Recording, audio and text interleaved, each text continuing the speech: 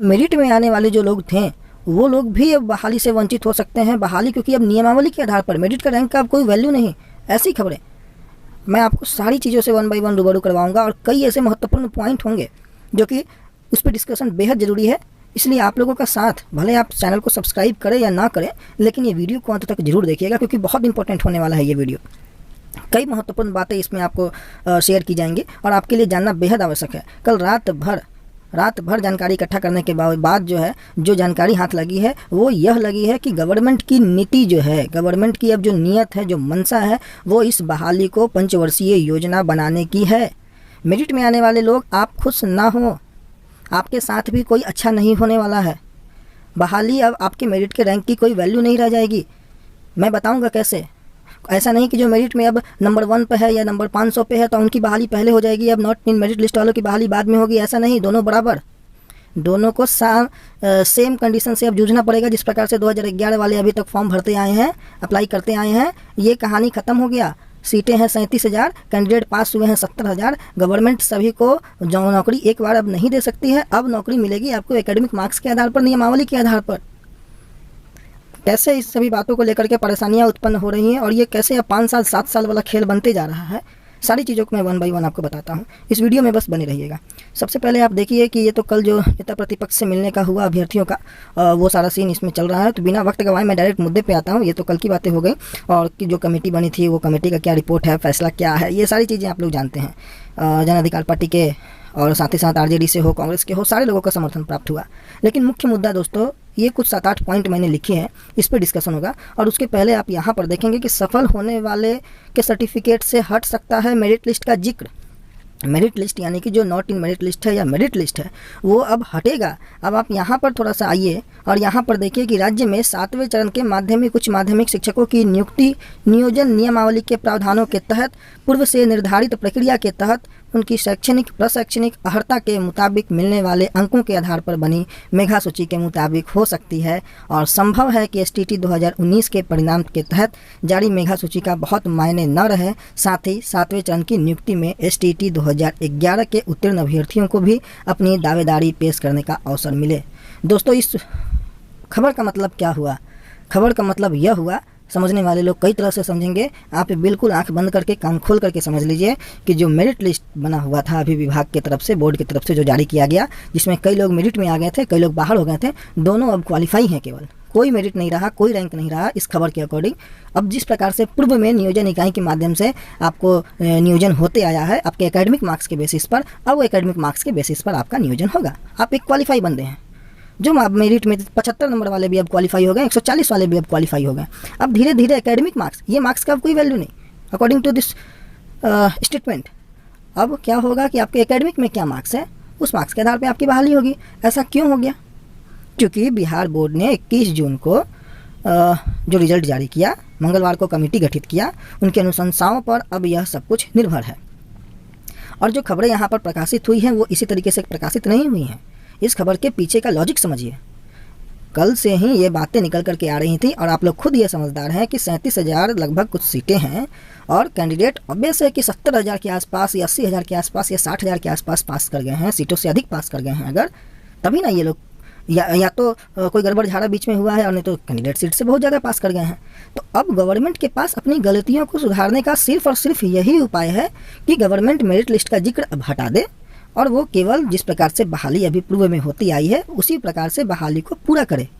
और उसका एक ही आधार बनता है, अब नियमावली को फॉलो करेगा गवर्नमेंट और जिस प्रकार से शैक्षणिक योग्यता के आधार पर प्राप्त किए गए मार्क्स के आधार पर बहाली होती थी, आपसे चयन मांगा जाएगा।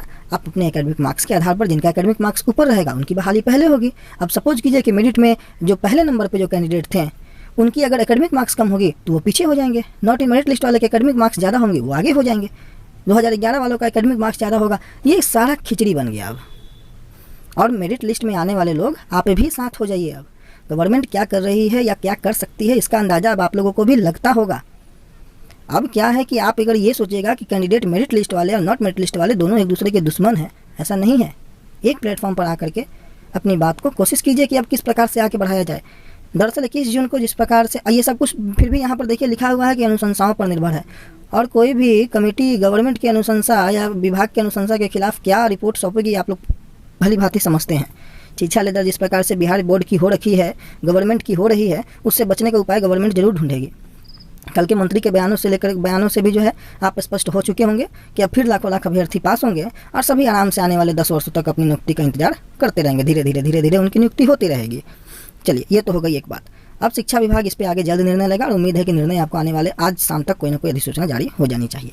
दरअसल 21 जून को STT 2019 के 2 श्रेणियों में रिजल्ट बिहार बोर्ड के द्वारा घोषित किया गया और पहला उत्तीर्ण मेरिट लिस्ट में, जबकि दूसरा उत्तीर्ण किंतु मेरिट लिस्ट में नहीं। इसके बाद कन्फ्यूजन शुरू हो गया।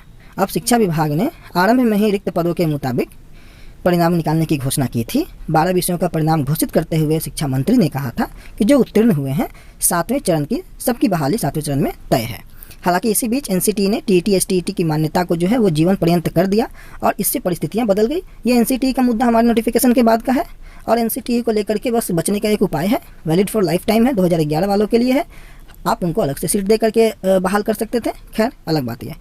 मंगलवार को शिक्षा विभाग ने इसके कन्फ्यूजन को दूर करने और ठोस निर्णय लेने के लिए 4 सदस्यीय कमेटी गठित कर दी थी और बुधवार को इस कमेटी ने इस पर मंथन भी किया है और मीटिंगों का दौर काफ़ी चला है। जानकारी के मुताबिक फिर से देखिए, संभव है कि शिक्षा विभाग 7वें चरण की नियुक्ति STT 2019 के मेरिट और नॉट मेरिट दोनों सूची के सफल अभ्यर्थियों को मौका दे। अब जो कि जिस प्रकार से स्नातक और ट्रेनिंग के प्राप्तांक के आधार पर बहाली होती थी, TET के तर्ज पर 2011 STT की मान्यता उम्र होने से सफल लोगों को भी अब 7वें चरण में मौका मिलने की बातें की जा रही हैं। विभाग ने कमेटी की अनुशंसा पर ये दोनों निर्णय लिए तो अगले चरण की नियुक्ति में स्नातक और ट्रेनिंग के प्राप्तांक, है ना, यानी कि आपके BEd के प्राप्तांक के आधार पर बनी मेगा सूची के मुताबिक शिक्षक अब बहाल होंगे। क्लियरिटी यहाँ पर दिख रही है, समझ में तो ऐसा नहीं है कि नहीं आता होगा, बिल्कुल स्पष्ट हो रही होगी चीज़ें। अब कमेटी ने यह निर्णय लिया तो STT 2019 की दोनों सूचियों के अभ्यर्थियों को मिलने वाले प्रमाण पत्र पर केवल उत्तीर्ण अंकित होगा, इन्हें मेरिट और नॉट मेरिट लिस्ट अंकित नहीं रह पाएगा। खबरें पता लग गई आपको। अब देखिए 2011-2019 merit list, not merit list, ठीक है, 4 मसला हो गया। कुछ पॉइंट्स मैंने बनाई है, अब कुछ पॉइंट्सों पे चर्चा कर लेते हैं। सबसे पहले की मेरिट लिस्ट। दोस्तों, अब मेरिट लिस्ट में आने वाले और न आने वाले, उम्मीद है कि दोनों अब कहानी इन लोगों का खत्म। आप लोगों को मेरिट लिस्ट में है तो भी ठीक, नहीं है तो भी ठीक, मार्क्स आपका मेरिट लिस्ट का रैंक अब कोई काम का नहीं रहने वाला है मेरे मुताबिक, जो मुझे समझ में आ रहा है, पहली बात। दूसरा पॉइंट देखिए कि STT 2019 की सीटें की चर्चा है। STT 2019 में सीटें थी 37,000 और लॉजिकली बात मैं करूँगा, जो भी करूँगा काफ़ी सोचने के बाद, समझने के बाद इस बारे में मैं बात कर रहा हूँ। 37,000 से ज़्यादा जो 37,300 समथिंग सीटें थी और आप सबको अब पता हो गया है। बोर्ड भले 12 मार्च को इस बात को कहा कि जितनी सीटें हैं उतनी रिजल्ट घोषित किया गया। पहली बात कि जब जितनी सीटें और उतनी रिजल्ट घोषित किया गया तो सारे STT के क्वालिफाई कैंडिडेट उस सीट के अकॉर्डिंग होंगे और उस सीट के अकॉर्डिंग होंगे तो फिर ये बातें कहाँ से आ रही हैं कि कैंडिडेट सीट से ज़्यादा पास हो गए, और अगर कैंडिडेट सीट से ज़्यादा पास हो गए थे तो 12 मार्च को आपने क्यों नहीं बताया। अब बिहार बोर्ड अपनी गलती को बचाने के लिए सारी चीज़ों को खिचड़ी बनाने का प्रयास कर रही है। STT 2019 की सीटें अब किसी प्रकार से खिचड़ी बन चुकी है, जिसमें मेरिट वाले, सो कॉल्ड मेरिट वाले, अब सो कॉल्ड नॉन मेरिट वाले दोनों बराबर, 2011 वाले भी एंट्री मार रहे हैं।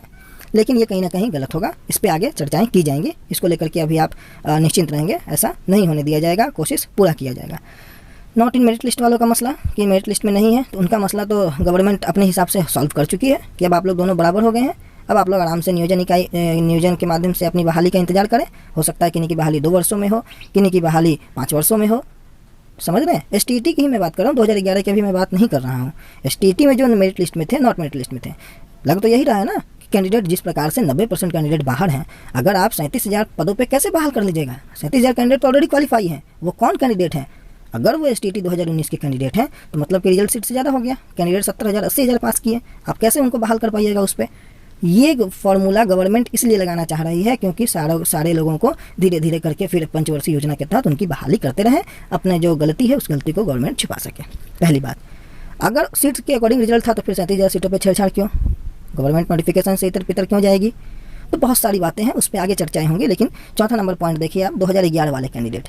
2011 वाले कैंडिडेट कभी भी 2019 की सीटों पे नहीं आ सकते हैं, ये बिल्कुल तय है। उनका सब कुछ अलग था, हमारा सब कुछ अलग है। हमारा एग्ज़ाम कॉम्पिटिटिव लेवल का था, लेकिन अब क्या रहा, शायद अब नहीं बच रहा है कॉम्पिटिटिव लेवल के एग्जामिनेशन। गवर्नमेंट को अपनी बातों से मुकरना पड़ रहा है। क्या ये सही है छात्रों के भविष्य के साथ इस तरीके का खिलवाड़? आप कॉम्पिटिटिव नेचर के एग्जामिनेशन लेते हैं, आपसे ये गलती कैसे हुई कि आपसे सीट से ज़्यादा रिजल्ट हो गया? आपने उतने कैंडिडेटों के भविष्य के साथ खिलवाड़ कैसे कर दिया? आप उतने ही पास करते जितने लोगों ने वाकई में मेरिट के हिसाब से नंबर लाया था। अब 12 मार्च को इस चीज़ की क्लैरिटी आपने कर दी होती, कोई प्रॉब्लम नहीं होता आज।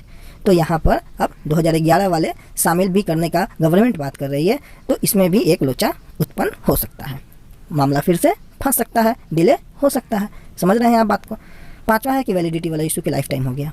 भैया लाइफ टाइम 2011 वालों का भी हो गया, अब 2019 में जो पास होंगे उनको भी सर्टिफिकेट मिल जाएगा, उसमें मेरिट नॉट मेरिट लिस्ट की कोई चर्चा नहीं रहेगी, क्वालिफाई का सर्टिफिकेट मिलेगा जैसे 2011 में मिलता था। सेम कंडीशन जैसे उनकी बहाली होती आई है अभी तक, आपकी बहाली भी होती आएगी। उस समय भी लाखों लाख अभ्यर्थी पास किए थे, अभी भी कई लाख के अकॉर्डिंग अभ्यर्थी पास किए होंगे। सबकी बहाली फिर धीरे धीरे आने वाले 10 वर्षों तक होगी। जैसे 2011 से 2019-20 आ गया, 21 आ गया, 2021 से हो सकता है 2031 तक बहाली हो। तो बहाली किस प्रकार से अब जाने वाली है, किस रास्ते में, आप सभी भली भांति समझ रहे होंगे। Joining as soon as possible, छठा पॉइंट, ये तो सभी लोग चाहते हैं और इसकी मांग आप लोगों को रखनी चाहिए। ज्वाइनिंग किसी तरीके से 37,000 सीटों पर केवल एसटीईटी 2019 पास अभ्यर्थियों की होनी चाहिए। अपनी मांगों को रखें।